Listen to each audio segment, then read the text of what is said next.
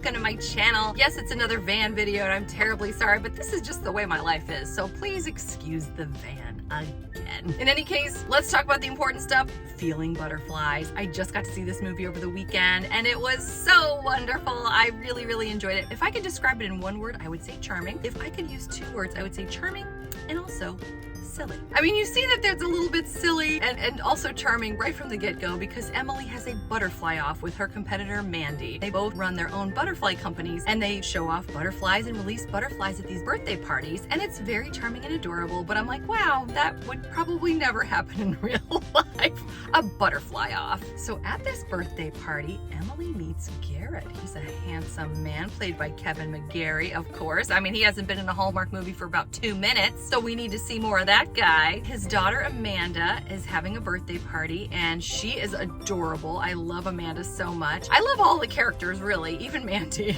She's the cutest villain. I'm like, this is the kind of villain I love in a Hallmark movie. She's adorable, she's hilarious, and I just found her to be charming in her own right. In any case, Garrett is kind of the ideal guy. He's got ample time to spend helping Emily with her business because he doesn't have a job. He basically comes from money. The thing I didn't really love about Garrett was that he's basically letting his ex-girlfriend and his father make a lot of decisions for him, like having them go up to New York so that he can work for his father again, and his ex-girlfriend doesn't even ask and decides to enroll his daughter in one of the most prestigious schools in New York. Emily and Mandy are both vying for a very important wedding coming up. There's a woman named Rebecca O'Keefe. She's an heiress to a publishing fortune, and she says she's a conservationist, but I don't think she even really knows what that means.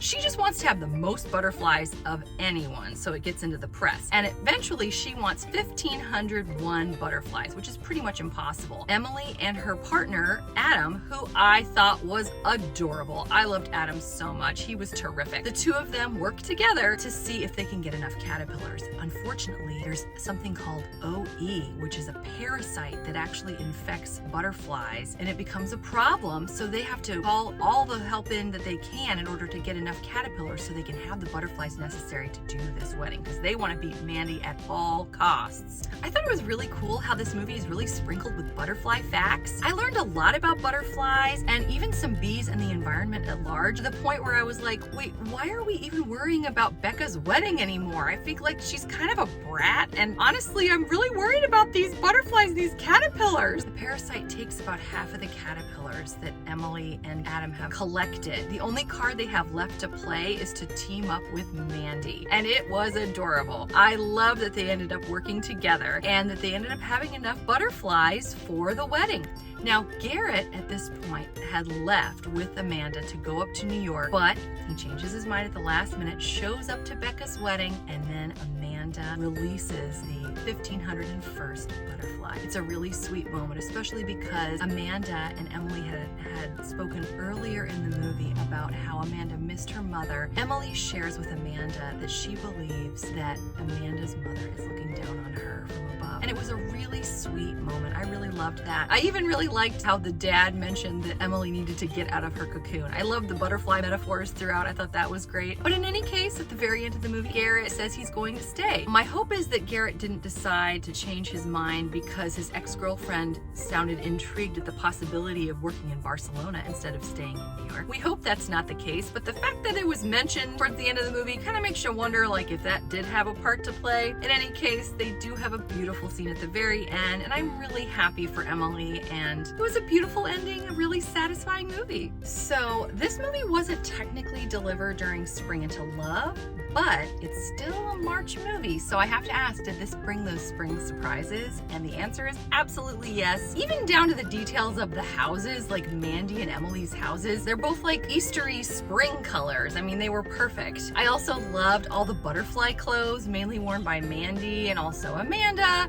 You even see Adam wearing a butterfly shirt at one point. The surprise to me was that Emily never wore any butterfly clothes, but they did give her some cute butterfly jewelry. Of course, the outdoors were beautiful. I loved that back deck scene and just when they're out there playing and working outside. I mean, we really needed those vibes big time. The night that this movie premiered, we had a huge blizzard at my house, crazy, which was totally unexpected. And then the following day, we took the kids to a museum and we were supposed to go to a butterfly house, but the butterfly house was closed. So my kids were so happy to see butterflies on TV. Sure, they looked like screensavers projected onto some of the pop-ups, but it really didn't matter. I didn't care. The butterflies were just so whimsical and magical. I did have to laugh though when the butterfly that was supposed to be named Sarah after Amanda's mom, they show it emerging from the cocoon and it's so beautiful and such a sweet moment. And then in the next scene, it looks like it crashed and burned on the floor of the vivarium. So I had to laugh at that.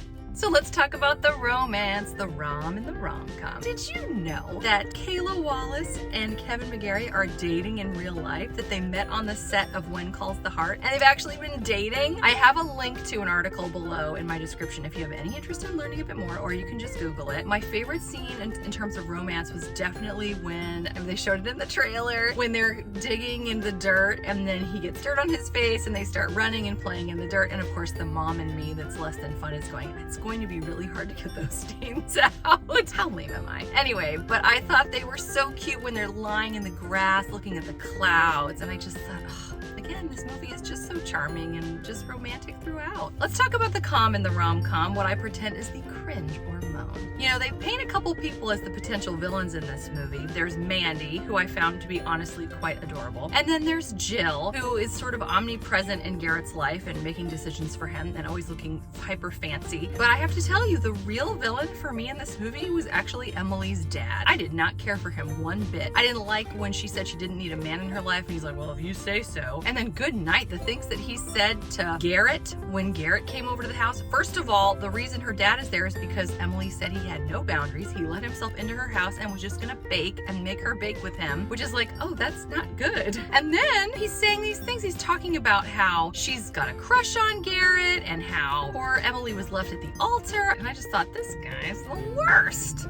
As villains go, I know they portray Mandy as the main villain, even though she's sort of adorable. Who invites your competitors into their home and then offers them glasses of rosé? Emily says that Mandy doesn't really like butterflies, but that can't possibly be true considering how much butterfly attire she has. And then when they go into the house, you can see there's butterflies on the wall. But it's interesting how it seems like Mandy doesn't really know anything about them. I loved when she was sort of grossed out by the caterpillars. I thought that was hilarious because it's like, Mandy, how in the world are you raising butterflies if you're grossed out by caterpillars? And then the other thing that was sort of like, what? Was when Emily said that Mandy also throws puppy and kitten parties. And where is she getting these kittens and puppies? Like, that's a concern. The only other thing that I was kind of wondering about, and I was like, is that gonna even, that doesn't really make sense, does it? You talked about the timing for caterpillars and how long it takes for them to become butterflies. And the fact that they're gathering all these hundreds of caterpillars for this wedding that's 3 weeks away or less, I don't think the timing would work for that based on what they're even explaining in the movie. So let's talk about the rating.